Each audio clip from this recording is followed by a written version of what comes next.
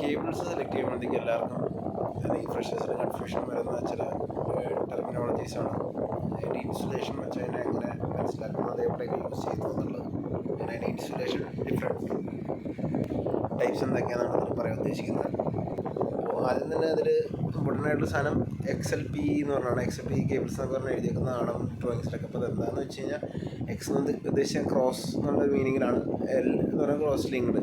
അപ്പോൾ XL cross linked, PE എന്ന് പറഞ്ഞാൽ പോളിയെത്തിലീൻ. അപ്പോൾ അതാണ് യൂസ് ചെയ്യുന്നത്. അപ്പോൾ ഇത് ബേസിക്കലി ഒരു തെർമോസെറ്റ് ഇൻസുലേഷനാണ്. ഹൈ വോൾട്ടേജ് ആപ്ലിക്കേഷൻസിലാണ് യൂസ് ചെയ്യുന്നത്. ഓവർ ഹെഡോ അല്ലെങ്കിൽ അണ്ടർഗ്രൗണ്ട് ഡിസ്ട്രിബ്യൂഷൻ സിസ്റ്റങ്ങളിൽ HT ലൈൻസിലൊക്കെയാണ് യൂസ് ചെയ്യാൻ പാകം. കാരണം മറ്റേ രണ്ട് കണ്ടക്ടേഴ്സ് തമ്മിലുള്ള ഹൈ വോൾട്ടേജ് ആയതുകൊണ്ട് ഇതിൽ ഇൻസുലേഷൻ ബ്രേക്ക് ഡൗൺ ചെയ്യാതെ ശ്രദ്ധിക്കാൻ ഈ ഒരു XLP കൊണ്ട് സാധിക്കും. പിന്നെ വരുന്നത് HRPVC എന്നാണ്. Heat resistant polyvinyl chloride. PVCയുടെ ഫുൾ ഫോം പോളിവിനൈൽ ക്ലോറൈഡ് എന്നാണ്. അപ്പോൾ ഇത് അതിൻ്റെ അത് ഹീറ്റ് സ്റ്റെബിലൈസറും ഈ തീ വരുമ്പോൾ അതിനെ എത്രയും പെട്ടെന്ന് കെടുത്താൻ പാകമുള്ള അല്ലെങ്കിൽ പെട്ടെന്ന് കെട്ടുപോകാൻ പാകമുള്ള ഫ്ലെയിം റിട്ടാർഡൻസ് ഉണ്ട്. അപ്പോൾ ഹൈ ടെമ്പറേച്ചർ എൻവയോൺമെൻറ്റിൽ ഇൻഡസ്ട്രി പോലത്തെ വലിയൊരു ഇൻഡസ്ട്രി പോലത്തെ സാധനങ്ങളിൽ, എൻജിൻ കമ്പാർട്ട്മെൻറ്റ് മുതലായ സാധനങ്ങളിൽ ഇത് ഉപയോഗിക്കാം. പിന്നെ പ്രധാനപ്പെട്ട അത് കൂടുതലും കാണാറുള്ള വയറിംഗ് വിഭാഗങ്ങളിലാണ്. നമ്മൾ ഹൗസ് വയറിംഗ് അല്ലെങ്കിൽ വയറിംഗ് റിലേറ്റഡ് ആയിട്ട് പ്രോജക്ട്സിലൊക്കെ കാണുന്നതാണ്.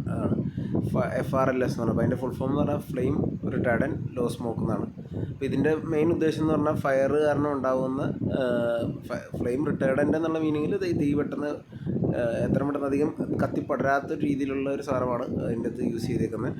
പിന്നെ റെഡ്യൂസ് സ്മോക്ക്, അതായത് സ്മോക്ക് കുറയുന്ന രീതിയിൽ. അപ്പോൾ ഈ തീ കത്തുമ്പോൾ പുകഞ്ഞുകൊണ്ടുള്ള ആ സ്മോക്ക് വന്ന് അതിലൂടെ ടോക്സിക് ആയിട്ടുള്ള ഭയങ്കര വിഷാംശമുള്ള ഇത് എമിഷൻ കുറയ്ക്കുക എന്നുള്ളൊരിതാണ് ഇത് യൂസ് ചെയ്യുന്ന സ്ഥലങ്ങളിലെ പ്രധാന ലക്ഷ്യം. പിന്നെ ഉള്ളത് ഫയർ സർവൈവൽ കേബിൾസാണ്. FS കേബിൾസ് വിളിക്കും. അപ്പോൾ ഇത് നമ്മൾ നേരത്തെ പറഞ്ഞതിൻ്റെ വ്യത്യാസം എന്ന് പറഞ്ഞു കഴിഞ്ഞാൽ ഫയർ റെസിസ്റ്റൻസ് ആണ്. ഫയർ പെട്ടെന്ന് തീ പിടിക്കില്ല മാത്രമല്ല ഇത് ഫയറിൽ വർക്ക് ചെയ്യുന്നത് കണ്ടിന്യൂ ചെയ്യും. അപ്പോൾ എമർജൻസി ലൈറ്റിങ്ങും ഫയർ അലാം പോലെ സാധനങ്ങളിൽ ഈ കേബിൾ ഉപയോഗിക്കാവുന്നതാണ്. പിന്നെ നമ്മൾ നോർമലി വീട്ടിലൊക്കെ വയറിംഗ് ഒക്കെ യൂസ് ചെയ്യുന്നത് സിമ്പിളായിട്ടുള്ള വയറിംഗ് ഒക്കെ PVC കേബിൾസ് ആയിരിക്കും യൂസ് ചെയ്യണം. PVC ഇൻസുലേഷനുള്ള കേബിളായിരിക്കും.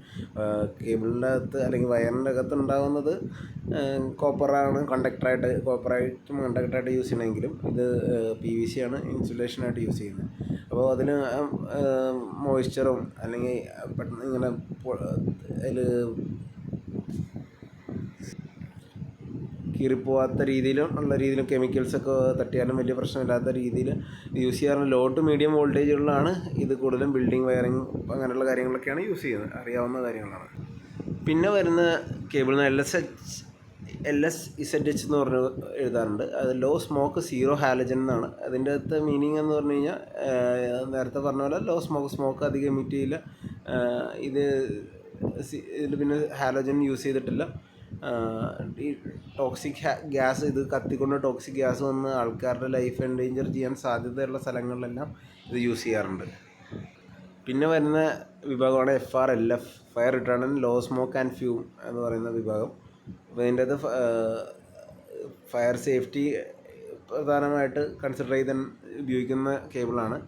ലോ സ്മോക്കാണ്, മാത്രമല്ല പുക കുറച്ച് എമിറ്റ് ചെയ്യുള്ളൂ.